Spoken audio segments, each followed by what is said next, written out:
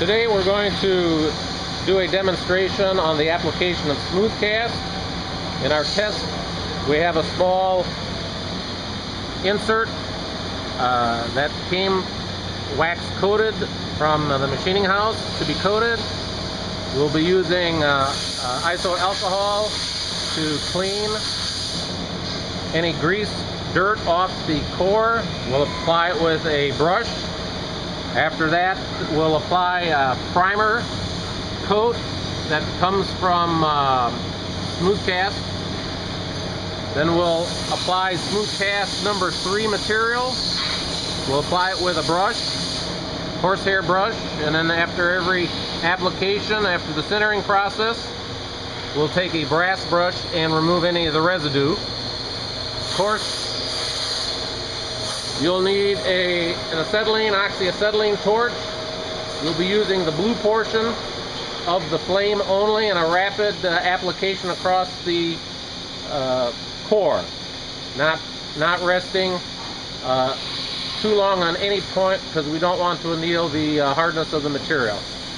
In this application, we'll be using a lathe as a work holder only. In many of your applications, there'll be irregular shapes. You can utilize the acetylene torch on a workbench as needed. The technique that I'll show can apply to either round stock, profile stock, or square stock. I'm filming. We've applied the core into the lathe. We know that it's full of oil from the plastic. We're going to remove the oil first by wiping any residual oil off, and then we're going to apply our alcohol to all the surfaces that we want to have coated. The key is to make sure that your substrate material is clean as possible. We can wipe it off, try to get any residual off. You can do this multiple times as you see fit.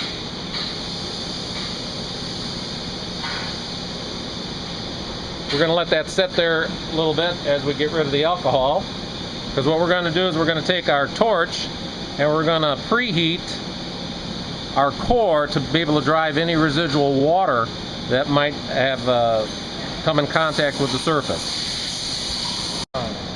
What we're going to do while either beforehand or while the alcohol is drying, we're going to take our Smoothcast material, verify that it's mixed up properly.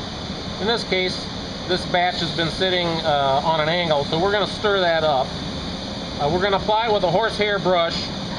If the substrate material becomes too hot and the bristles start to burn off, then we'll have to apply the Smoothcast with a brass brush. But in this case, since we're starting on the first coat, everything is cool. I'm going to trim up the brush a little bit so that I have a little bit more stiffness for applying it. That's good. I'm going to take this. Oh, it looks like it's been sitting for a while. This may take a little while to stir up. We want to make sure everything is put into suspension, and we'll come back to the video once this becomes mixed up. All right, this is the consistency that we're looking at. If your Smoothcast 3 material comes in and it's a little bit too dry to stir, and this is a little bit too runny, but if it's real stiff, add 1 drop of WD-40 and stir it up. You don't want it too dry. You don't want it too liquid. This is okay for our application. Depending on how old your material is, it may dry off. WD-40 works the best.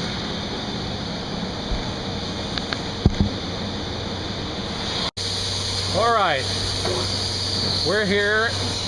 We have our torch, and the goal is to utilize the inner blue flame across the substrate material in a really rapid motion. Right now we're gonna try to preheat, burn off any excess water that might be on a residual surface. And on your pieces you'll see a little sweating going on, which is normal. You want to drive that water out of there. This piece looks fairly dry. Of course, when you're working with toolroom equipment, oxyacetylene, make sure you have your proper PPE on for that area.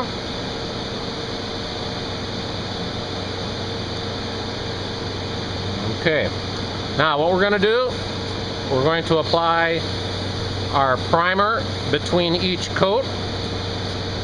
You see it steaming off. That's how we want to have it.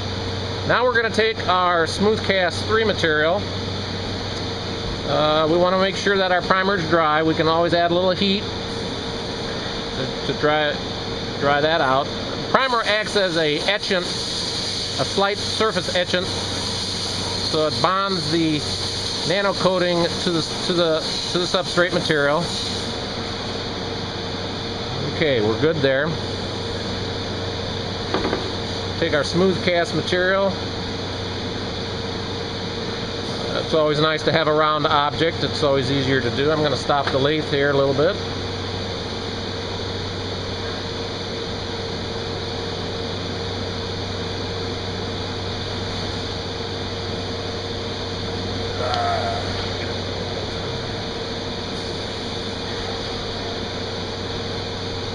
Don't want to put it on too thick. You want to thin it out as best as possible. It'll coagulate on your brush.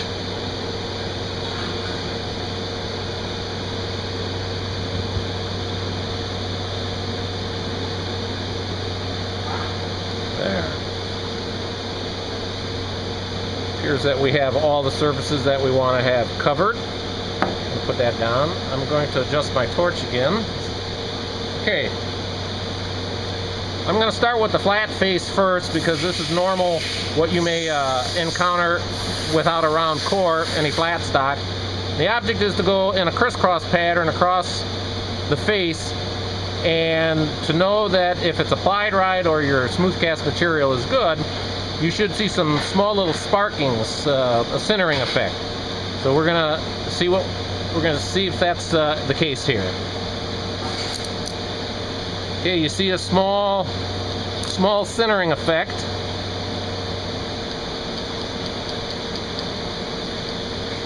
We're going to have 3 coats on here, so don't worry about hitting every corner. I'm going to engage the lathe again. And of course we're utilizing the blue portion of the inner flame. I'm going to start at the edge here. See the sparking? That means it's working.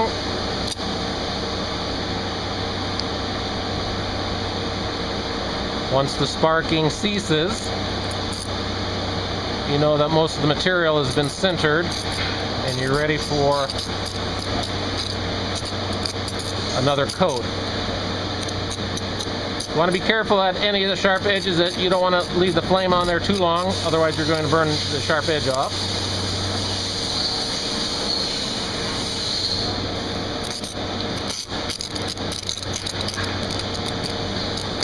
Okay, you see that sparking? That's sintering of the Smoothcast material.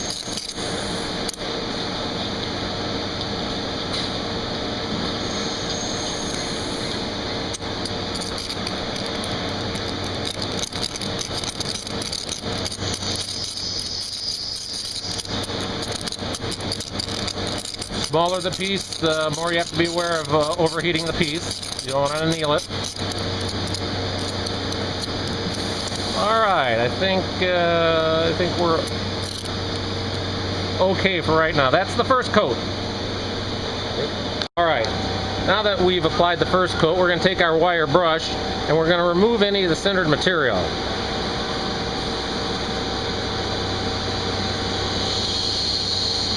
There'll be a slight residue left on or discoloration. That's fine. I'm going to stop the lathe right now and disengage it. See, the dust coming off is part of the spent residue of Smoothcast.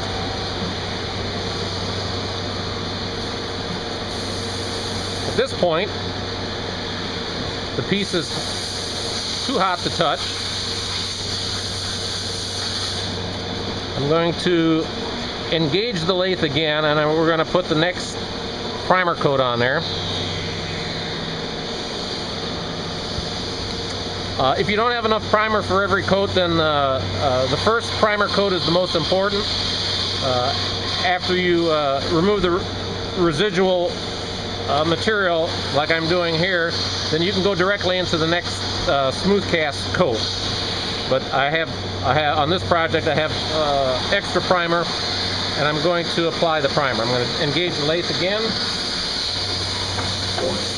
and I'm going to spray the primer.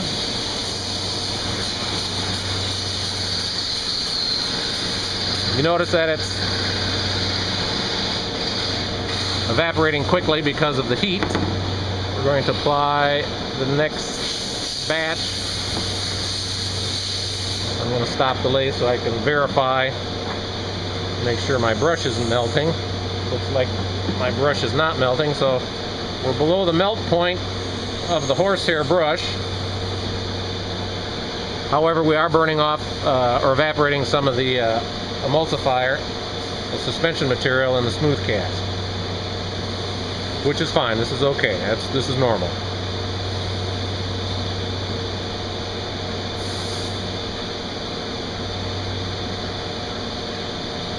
Want to make sure we coat everything again.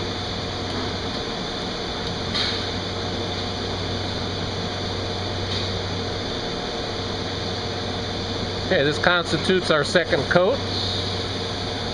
I'm going to turn the lathe back on and get my flame adjusted again and go through the same sintering process. Alright, we're ready for the second coat. And of course we want to make sure that we don't stay in one area too long and don't want to overheat the material. So, and we should see the same sparking effect. Yes, we do. That's a good sign.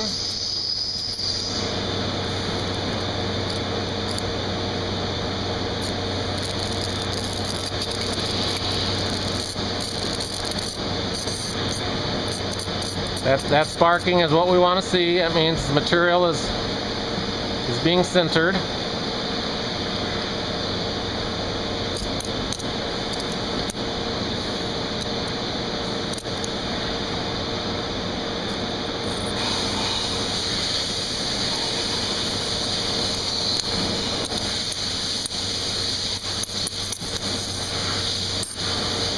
Be very careful on the sharp edges.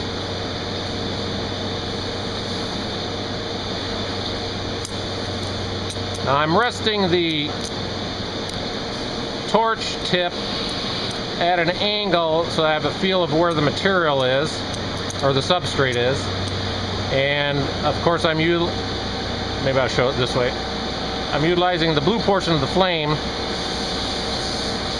This way, if I try to hold it by hand, I may have a possibility of stopping the torch like this. Well, that's not working. You know what I mean. So we're good for the second coat. Alright, like we done on the first, we're going to take our brass brush.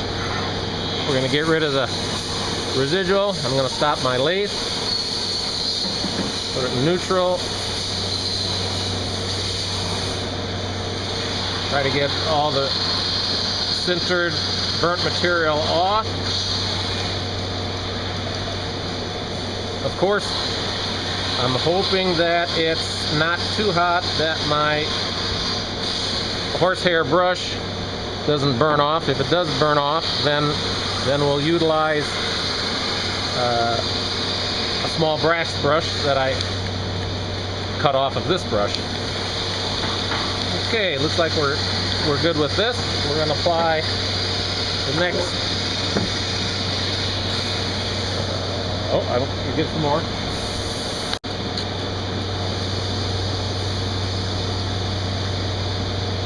And we're going to.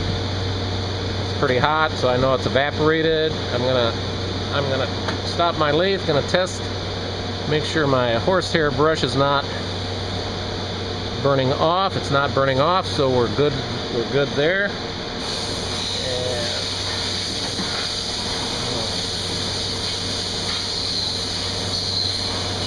Put our third coat on.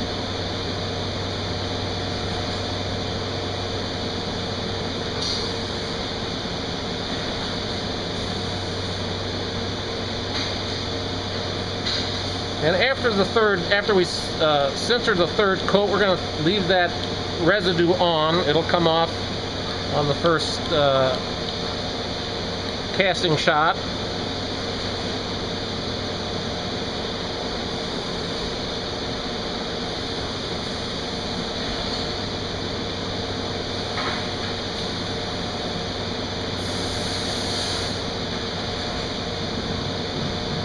Try to thin that out a little bit. You can see it has a dull gray color, so you have some evidence that you've applied the coating on there. Alright, I'm going to engage the lathe again. I have my torch already on.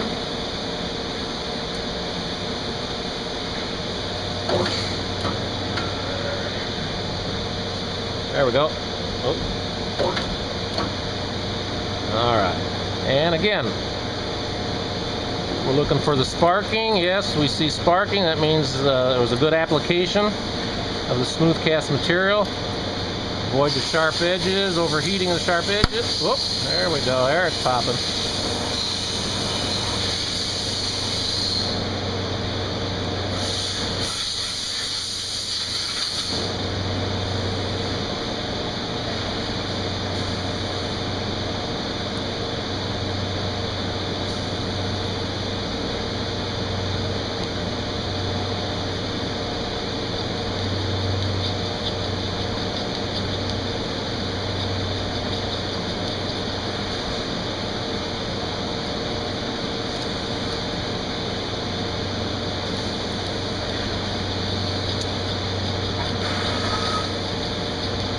Want to make sure that if we can, without overheating, want to make sure that we try to minimize all the sparking.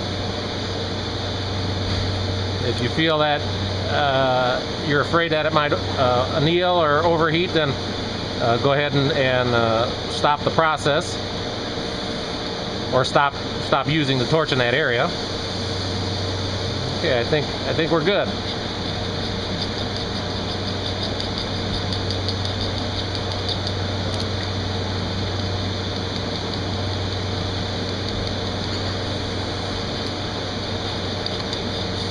Alright, so we have applied our third coat. I'll stop the lathe. You can see the brown discoloration. You've now applied smooth cast. Next step is to let it cool down, install it in your cavity or core, depending on what it is, and begin your first shot. You want to make sure at this point that no one touches that with any type of abrasive stone, abrasive wheel, flap wheel, sandpaper. The coating is only nano thick. That's pretty thin. You can apply it in the machine, but you'll have to go through the same cleaning process and the torching process. So it may not be the easiest method or the safest. My recommendation is to try to apply that in your tool room repair area or in a tool room. Cores are pretty easy because you can chuck them up. Cavity sections, you'll need to put them on a bench and perform the same steps that I've done here. If you have any questions, you can always get a hold of Line Chemicals and talk to Harvey. Thank you very much, and I hope this has helped you in utilizing and analyzing the smooth cast material.